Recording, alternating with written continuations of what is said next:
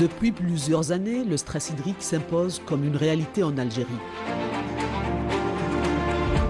Précipitations irrégulières, pression démographique croissante, besoins industriels en hausse.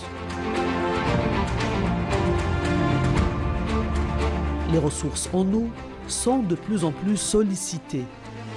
Face à cette situation urgente, les autorités ont fait un choix stratégique. Celui du dessalement de l'eau de mer. Une solution technologique ambitieuse qui consiste à faire d'une ressource abondante mais inutilisable en l'état, une eau prête à être consommée en toute sécurité.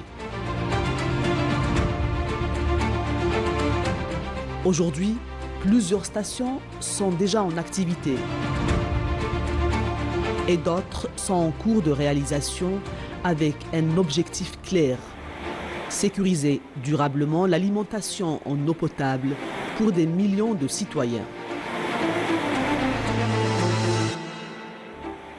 Il y a 3 phases. La première phase, c'est un programme d'urgence qui a été réalisé dans les années 2022-2023. Donc la réalisation de 3 stations de dessalement avec une capacité de 150 000 m3 jour. Donc une station à Corso, une station à Bato-Kassé et une station à Al-Marsa, à Alger. Et ces stations sont fonctionnelles et ils ont donné leur impact, surtout pour la zone est de l'Algérie, plus la zone de Boumerdès. Donc il y a un deuxième programme qui consiste à la réalisation de 5 stations de dessalement avec une capacité de 300 000 m3 jour la station.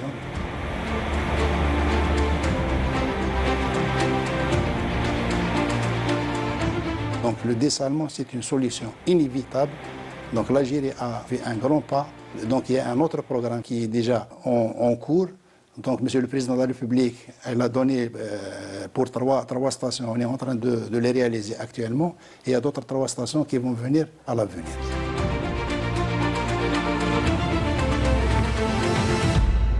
Derrière cette vision, un maître d'ouvrage, l'Algerian Desalination Company, une filiale du groupe Sonatrach.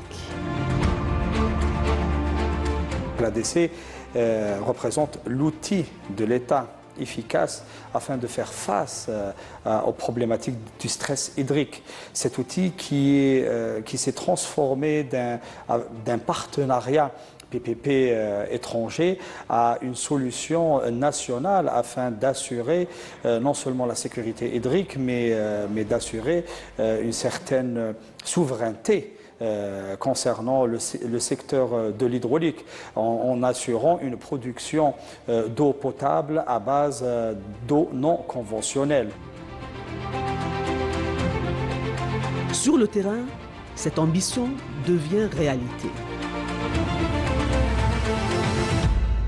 Nous sommes ici au niveau de la méga-station de dessalement de l'eau de mer de Tirant, dans la wilaya de Béjaïa, à l'est du pays.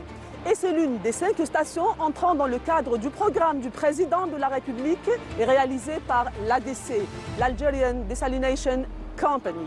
5 méga-stations, 5 sites différents, mais un seul et même objectif: transformer l'eau de mer en eau potable. Mais derrière cette transformation, il y a un procédé complexe, des choix stratégiques et des défis majeurs pour le pays. Alors, comment fonctionne réellement le dessalement de l'eau de mer? À quel coût et avec quelles limites? Immersion au cœur du dessalement de l'eau de mer, là où chaque goutte compte. Derrière ces installations, un processus invisible à l'œil nu, mais essentiel.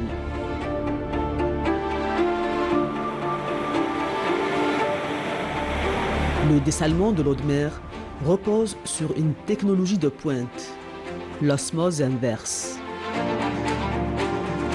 Un procédé de purification de l'eau qui utilise une haute pression pour forcer l'eau à traverser une membrane semi-perméable, séparant ainsi les molécules d'eau pure des contaminants. Elle élimine bactéries, virus, métaux lourds et produits chimiques, produisant une eau très pure. Mais avant d'arriver à ce stade, Un processus de pré-traitement s'impose. Il y va de la protection des membranes, le cœur battant de toute station de dessalement.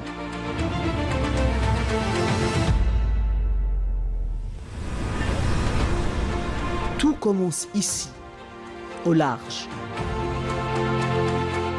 Dans ce paysage en mouvement, l'eau de mer est captée, puis guidée vers la terre. Un trajet discret, presque invisible, et pourtant essentiel. Peu à peu, l'eau s'engouffre dans les installations, traverse les conduites, franchit les premières étapes. Là commence un travail patient et méthodique. Débarrasser progressivement de ce qu'elle transporte, filtrer, affiner, préparer. Du tamisage aux différentes phases de pré-traitement, chaque opération s'inscrit dans une chaîne précise où rien n'est laissé au hasard. Dans l'ombre des équipements, un équilibre se met en place. Car avant même d'être dessalée, l'eau doit être prête. Un parcours technique rigoureux. Un passage indispensable qui conditionne tout le reste. Alors, comment ce processus s'organise-t-il concrètement sur le terrain? Quelles sont ces étapes et comment s'enchaînent-elles au cœur de l'installation? Le traitement commence par une étape très importante qu'on appelle l'étape de pré-traitement. Cette étape consiste à éliminer toutes les matières en suspension. En débutant par le captage d'eau de mer, on commence avec l'opération de filtration primaire. Cette étape élimine toutes les particules qui sont supérieures à 3 mm².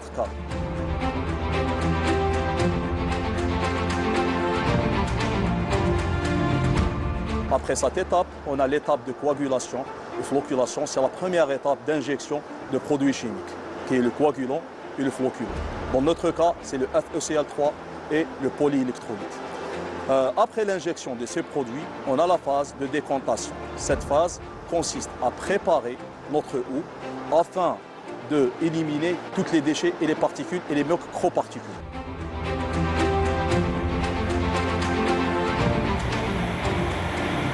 Après cette étape, on a l'étape de filtration.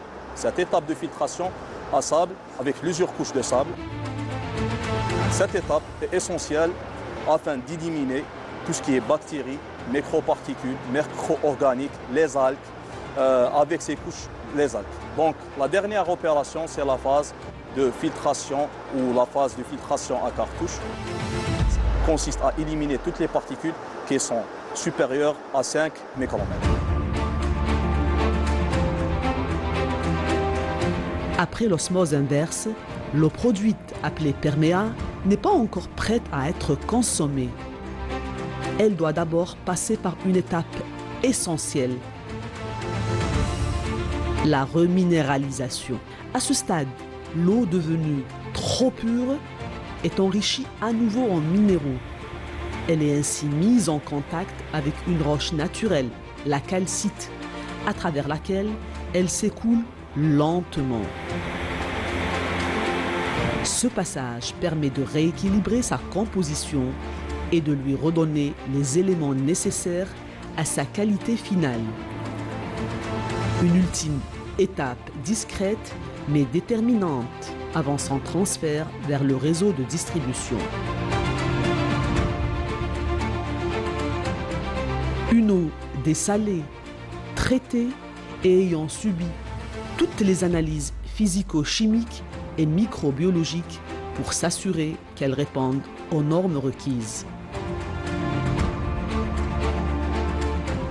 Au niveau de l'usine de dessalement de Tirramt, toute cette prouesse technologique n'aurait pu voir le jour sans relever en amont un défi majeur, celui imposé par la topologie du site. Lors de la réalisation de cette usine, Il évoque plusieurs défis, tels que l'instabilité de terrain. On a fait plusieurs études et plusieurs solutions pour conforter le terrain et réaliser l'usine. Le défi a été relevé et la station, qui tourne à pleine capacité, 300 000 mètres cubes par jour, joue également un rôle pédagogique et scientifique.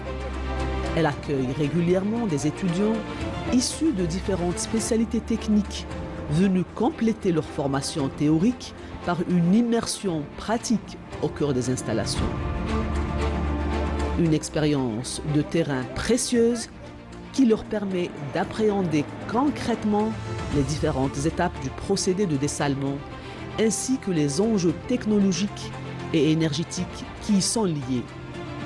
Ainsi, cette usine participe à l'effort de formation et garantit l'alimentation en eau potable de la wilaya de Béjaïa, mais va au-delà, puisque ces eaux arrivent jusqu'à Sétif, Bouira, Borj Bouaririj et la limite de la wilaya de Msila.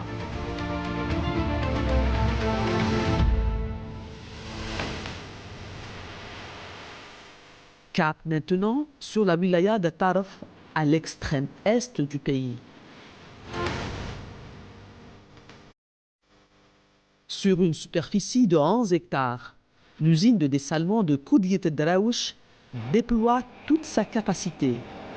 À l'image de celle de Tirant, elle fonctionne à plein régime, produisant jusqu'à 300 000 mètres cubes d'eau par jour. Une production essentielle destinée à alimenter plusieurs wilayas, notamment à Annaba, At-Taraf, Guelma et Ski.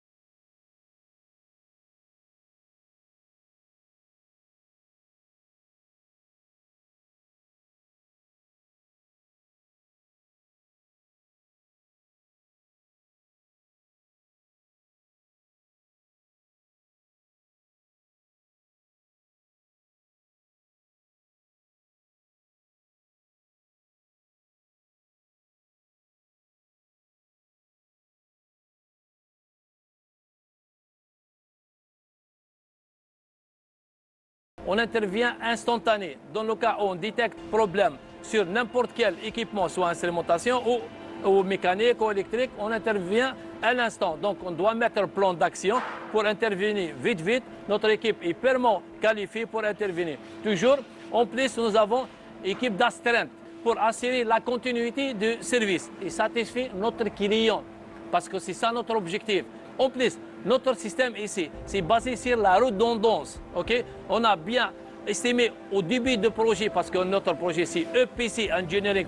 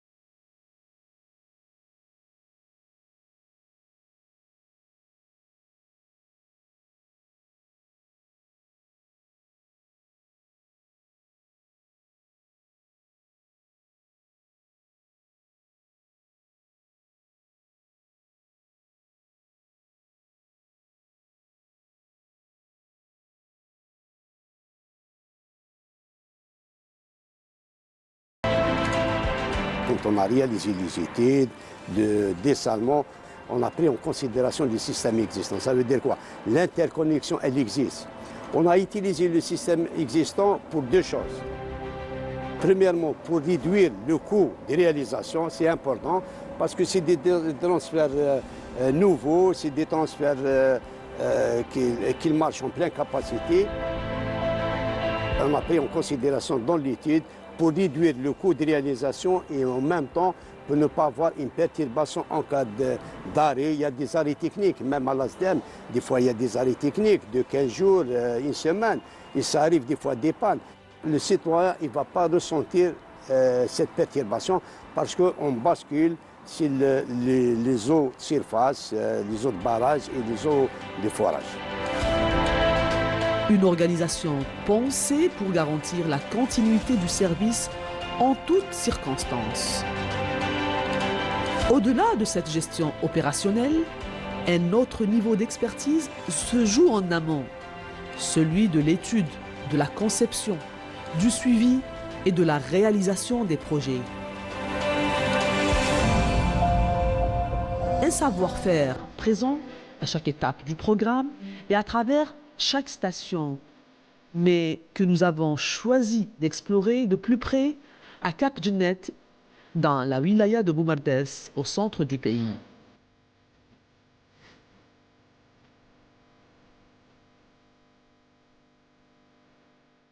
Ici, la station qui s'étale sur 14 hectares fonctionne elle aussi à pleine capacité, 300 000 mètres cubes par jour, en s'appuyant sur le même procédé de dessalement. Elle alimente plusieurs localités stratégiques, notamment Boumardès, une partie de la wilaya d'Alger, mais aussi Tizi Ouzou, un projet d'envergure où les ingénieurs algériens ne se sont pas contentés d'exploiter. Ils ont été impliqués aux côtés des partenaires à chaque étape de l'étude à la mise en service. Une vision d'ensemble sur l'installation et dans le même temps, une mainmise et une maîtrise précise de chaque détail. Alors, comment ce savoir-faire s'est-il construit concrètement sur le terrain?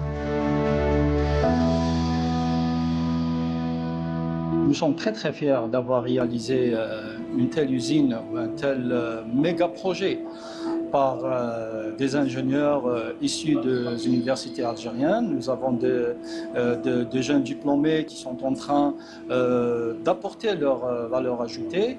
Et il faut dire que aussi c'est leur première expérience dans le domaine de dessalement d'eau de mer. Donc aujourd'hui, franchement, on peut réellement compter sur nos ingénieurs dans leur contribution ainsi que leur apport dans ce genre de projet.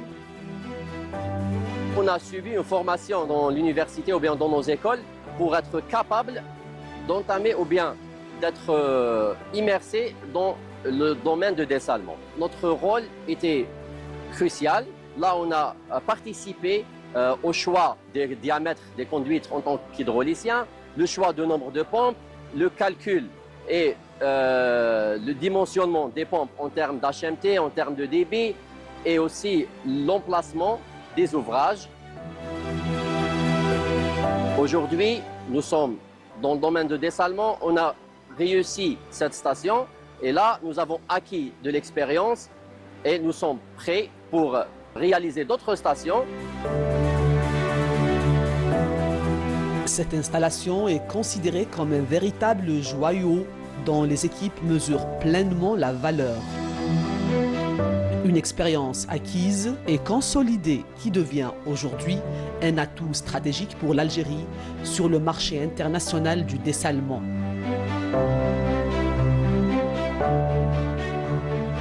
Aujourd'hui, l'Algérie est le premier producteur de loin de tous les pays dans le continent africain. Deuxième à l'échelle du monde arabe. Quand on dit deuxième, c'est après l'Arabie saoudite qui est le premier à l'échelle mondiale. Donc nous nous positionnons dans le podium du summum mondial des pays producteurs de dessalement d'eau de mer et deuxième en Méditerranée. Nos ingénieurs ont su relever des défis très importants dans la réalisation des usines de dessalement d'eau de mer ici en Algérie. Partant du concept d'une usine avec technologie en osmose inverse, les ingénieurs ont acquis une expérience avérée dans ce domaine.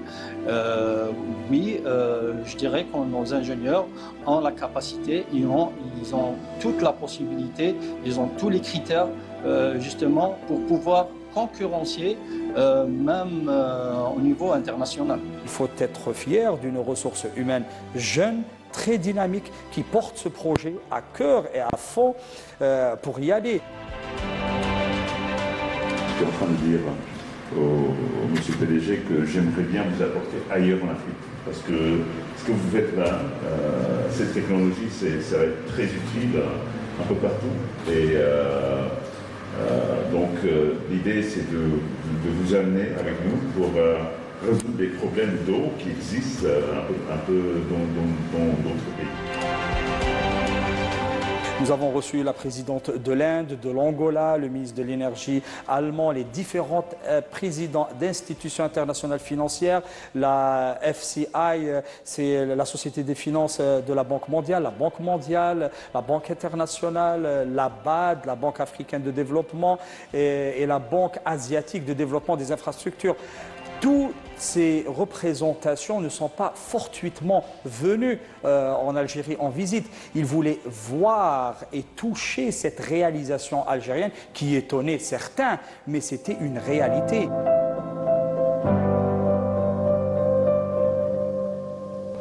Et le défi va encore plus loin. L'expérience capitalisée par l'Algérie dans le domaine du dessalement et son expertise reconnue en la matière font porter le regard sur une étape supérieure et autrement plus ambitieuse, celle de la fabrication des membranes localement. Un enjeu de souveraineté nationale dans un secteur stratégique où le cap du dessalement est désormais clairement affirmé. Ce feedback et ce retour peut nous aider pour rêver grand et on peut fabriquer ces membranes ici en Algérie. Ce rêve est caressé ici, au sein du laboratoire de l'UDES, l'unité de développement des équipements solaires de Bousmaïl, dans la wilaya de Tipaza.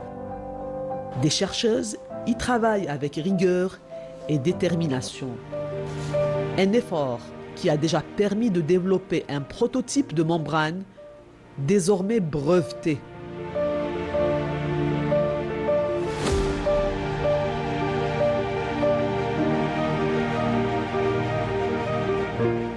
Nous avons synthétisé plusieurs types de membranes.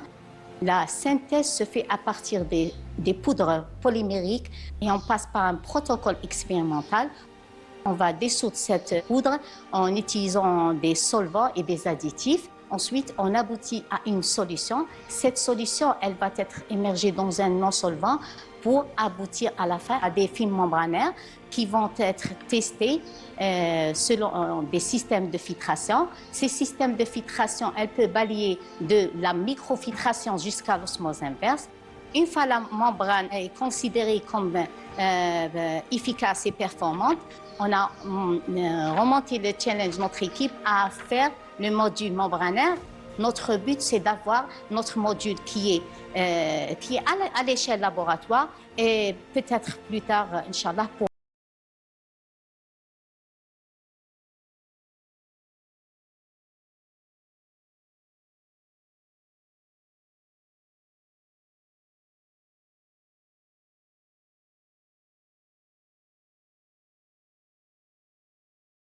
pour essayer de participer au développement des membranes locales pour, Inch'Allah, être dans le futur proche autonome côté fabrication membranaire.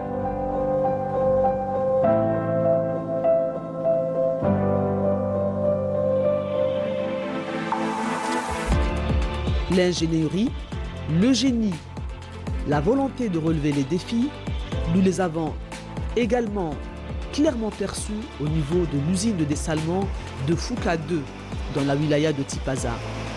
Car ici, avant même d'entrer dans le procédé avec toute sa complexité, un premier défi s'est imposé, celui du terrain. Une configuration contraignante, mais aussi une superficie réduite de moitié par rapport aux autres mégastations. Le grand challenge qui a été en face, c'était la réalisation d'une usine dans une superficie de 7 hectares. Il faut savoir que les 4 stations sont implantées sur un minimum de 11 hectares. Il y a la superficie qui était vraiment une contrainte. Il y a des ouvrages, on ne pouvait pas les réaliser dans d'autres endroits. Leur agencement ne le permet pas.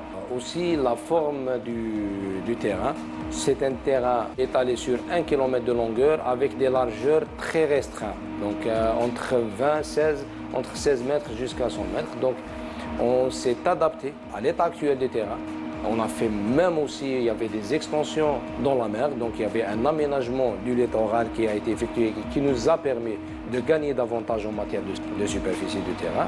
Donc, alhamdoulilah, on est là, la station elle est en fonctionnement. Un défi relevé avec succès. L'usine est entrée en service en février 2025. Aujourd'hui, à l'image des autres installations, elle fonctionne à pleine capacité. Et tout est piloté à partir de la salle de contrôle. Vous voyez ici, c'est un overview, c'est un aperçu général de données. Donc les différentes étapes de traitement, vous pouvez le voir ici. Dans l'écran géant, cet écran géant, c'est des données qui permettent la supervision sur les différentes étapes.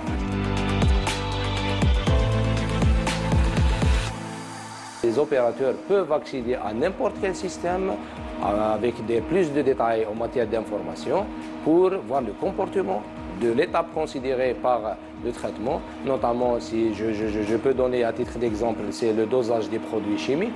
Donc, le contrôle de dosage, que ce soit en matière de concentration, il se fait avec la qualité, le changement, la variation de la qualité d'eau de mer. À travers cela, on détermine la concentration avec, bien sûr, le travail se fait en parallèle avec le laboratoire et on détermine la dose optimale du produit chimique et on change ou bien on varie la concentration à partir de cette salle. Il faut aussi savoir que tous les équipements ici, le démarrage ou bien l'arrêt ou bien le contrôle des équipements existants au niveau de la station se fait à partir de la salle de contrôle avec un fonctionnement automatique à distance. Une veille sans relâche, au grand bénéfice des populations environnantes. On a 2 lignes d'expédition. La première, elle est destinée vers Alger-Ouest avec une capacité de 220 000 m3 jour.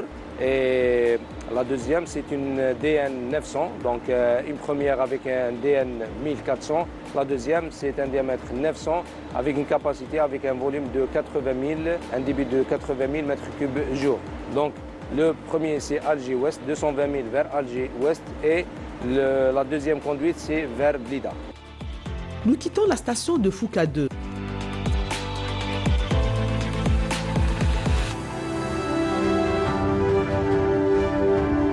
Direction l'ouest du pays. Plus précisément, Oran. Une région longtemps confrontée au stress hydrique et à la salinité de ses ressources. Désormais, l'ouest du pays voit sa situation évoluer. À Oran, l'usine de Cap-Blanc, de même capacité que les autres grandes installations du pays, contribue aujourd'hui à sécuriser l'approvisionnement en eau potable et au développement de la région. L'UDEM Cap-Blanc n'est pas seulement une usine de dessalement, c'est un projet structurant au service de la sécurité hydrique nationale, de l'alimentation en eau potable des citoyens et du développement durable de la région. Elle illustre aussi la capacité des compétences nationales à accompagner des infrastructures industrielles complexes et stratégiques pour l'avenir du pays. Ici, nous avons fait la lumière sur un aspect essentiel du procédé, l'énergie, un paramètre clé dans un système connu pour être particulièrement énergivore. Le dessalement est un procédé énergivore par nature parce qu'il faut appliquer une pression élevée à l'eau de mer pour séparer les sels dissous à travers les membranes d'osmose inverse. Cette pression est assurée principalement par les pompes haute pression qui représentent le cœur de la consommation électrique de l'usine. C'est pour cela qu'une usine de cette dimension nécessite une alimentation électrique robuste adaptée à son importance stratégique, notamment à travers des lignes haute tension de 220 kV. Dès lors, comment optimiser la consommation énergétique au sein d'une station de dessalement? Et quelles perspectives s'ouvrent aujourd'hui en matière de récupération et de performance énergétique? Des questions essentielles auxquelles les ingénieurs apportent des solutions concrètes. L'optimisation énergétique repose d'abord sur un bon pré-traitement afin de protéger les membranes et de limiter leur encrassement. Elle repose aussi sur le suivi permanent des pressions, des débits, de la conductivité, du rendement des pompes et de la consommation énergétique par mètre cube produit.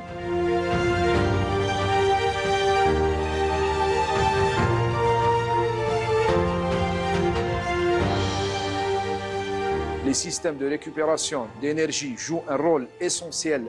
Ces PX permettent de récupérer une partie de l'énergie contenue dans la saumure, rejetée sous pression et réutilisée dans le procédé, ce qui réduit la consommation globale.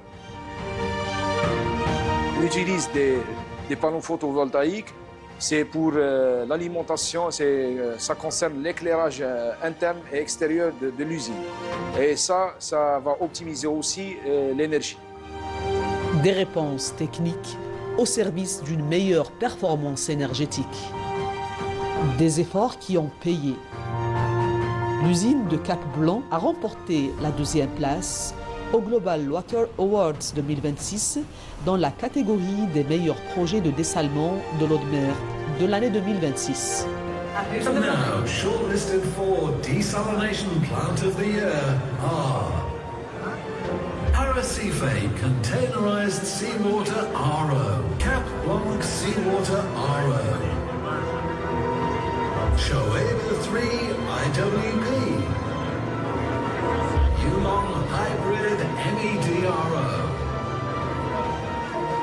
There we are. And the distinction in the Desalination Plant of the Year goes to Cap-Blanc SWRO in Algeria.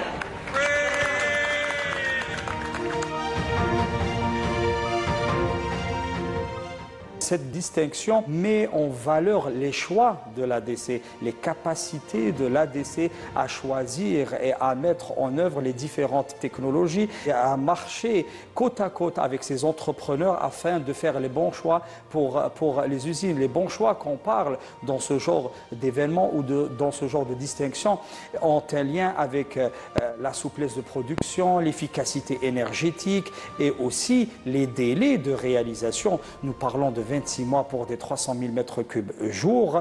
Cela est un record reconnu à l'échelle mondiale aujourd'hui. Une autre performance retient également l'attention. Le taux d'intégration nationale atteint par ces infrastructures. Une avancée significative dans la montée en puissance industrielle du secteur. Nous sommes arrivés à un taux d'intégration de 30%. De 30%, nous avons fait travailler 10 000 employés. Auparavant, nous importions tout. Presque tout. Aujourd'hui, nous sommes fiers. Toute la câblerie a été faite en Algérie, tout le pipe, des systèmes électriques, les composants électriques. Donc, aujourd'hui, nous commençons par l'essentiel et n'en parlons pas sur la construction et le génie civil qui est totalement et complètement algérien. Au cœur de ces mastodontes industriels, une ambition commune, replacer le citoyen au centre. Une ambition aujourd'hui concrétisée.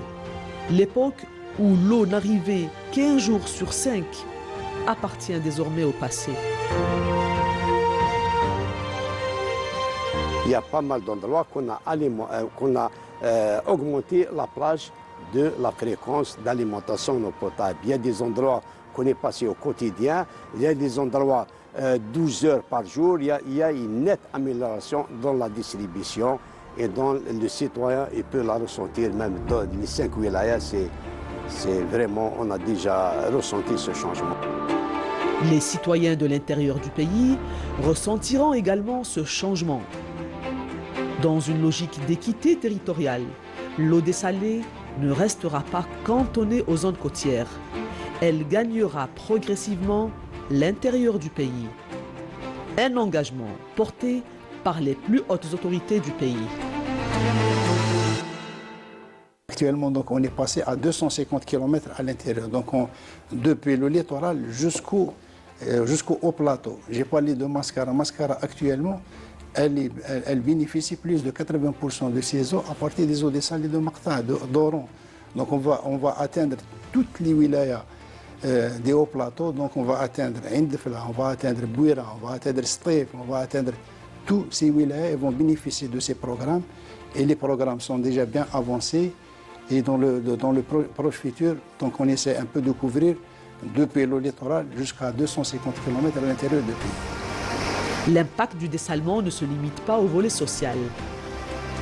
En s'appuyant sur des ressources non conventionnelles, les ressources conventionnelles sont libérées en partie au service du développement économique.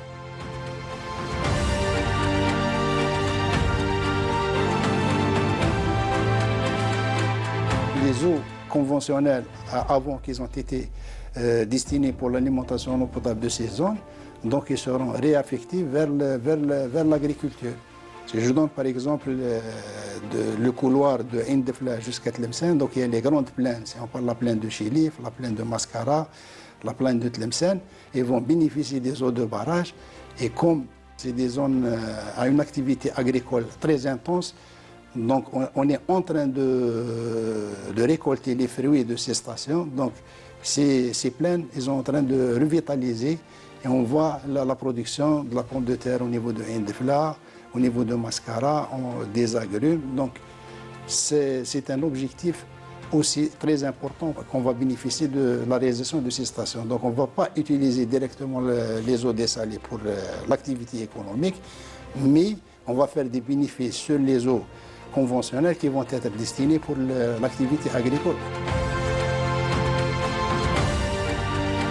Chaque mètre cube d'eau dessalée que nous mettons en production est égal à 1 mètre cube d'eau conventionnelle qui est destinée à l'agriculture.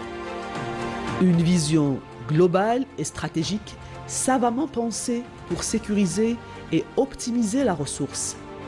Mais si la sécurisation de l'approvisionnement en eau potable constitue la priorité de ces installations, cela ne se fait en aucun cas au détriment de la nature, car elle s'inscrit également dans une démarche de respect de l'environnement. Le traitement de la saumure représente ainsi un enjeu majeur visant à préserver les équilibres naturels. Concernant l'eau de saumure, on rejette l'eau de saumure après un contrôle. On contrôle la salinité, le pH, et si on n'atteint pas des résultats plus que la nature, on rejette automatiquement. Mais aucune influence sur la côte maritime de cette eau-là. En plus, on a un système de diffuseur. On diffuse pour ne pas concentrer ces sels dans une zone précise. On élargit cette zone au maximum. Algerian Desalination Company, elle est en train de développer le processus de zéro liquide discharge, donc c'est zéro liquide discharge, c'est zéro rejet, à travers l'utilisation de cette saumure pour la production des soit les métaux précieux utilisés dans la fabrication des batteries en lithium ou bien d'autres utilités dans l'industrie. Au-delà des performances industrielles et environnementales, une réalité s'impose, le coût de ces infrastructures. C'est un coût qui reflète l'importance que l'État donne à la sécurité hydrique, qu'il a mis comme un pilier de la sécurité nationale aujourd'hui. Nous parlons d'un investissement public qui arrive jusqu'à 2,4 milliards de dollars concernant le programme complémentaire numéro 1. Mais l'effort ne s'arrête pas à la production. En aval, l'investissement est lui aussi conséquent pour assurer la distribution de l'eau.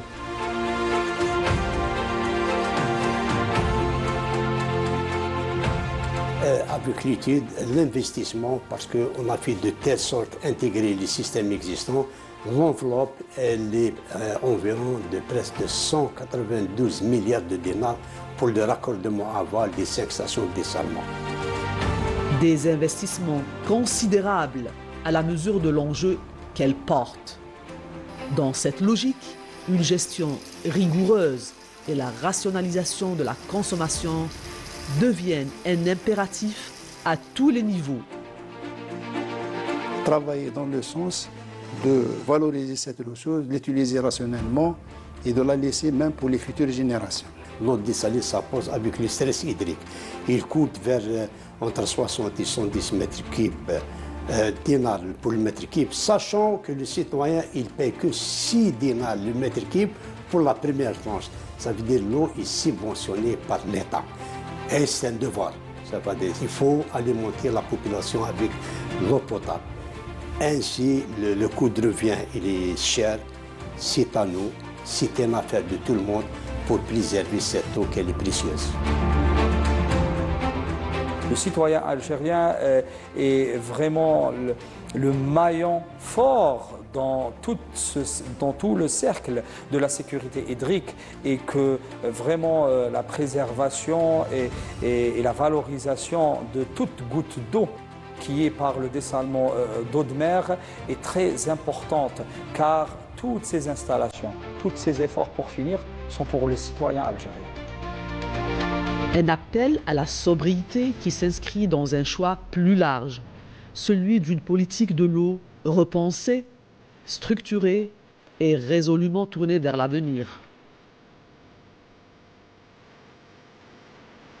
Partout le long du littoral, les stations de dessalement s'élèvent comme une ligne de défense face à l'incertitude et à la rareté.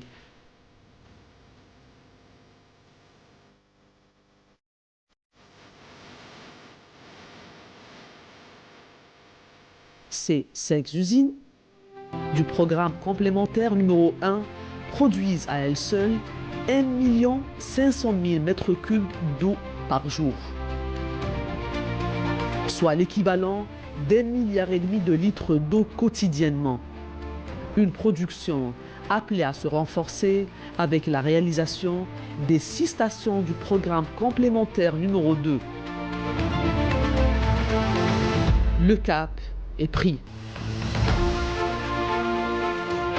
Le dessalement de l'eau de mer n'est plus une perspective. C'est une réalité opérationnelle, une solution concrète aux défis hydriques.